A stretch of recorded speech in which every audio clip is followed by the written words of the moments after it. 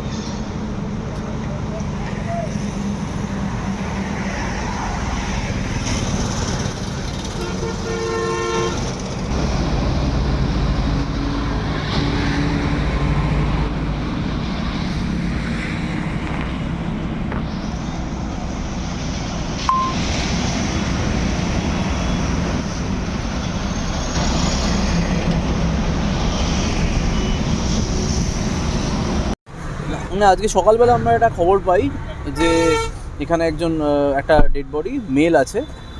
তো এখানে ডাম্প করে রাখা আছে, এখানে পড়ে আছে আর কি। তো বডিটা নিয়ে যাওয়া হয়েছে, একটা ইউডি কেস তো স্টার্ট হবে, তারপর পোস্টমর্টেম হবে, যা যা আমাদের লিগাল যা আছে সেগুলো আমরা করব। করার পর তারপর তো এখন খুব প্রিলিমিনারি স্টেজে আছে, আমরা তদন্ত করে দেখছি কী আছে এক্স্যাক্টলি। কি বুঝলেন দেখে মনে হলো কি মার্ডার ফাটার কিছু?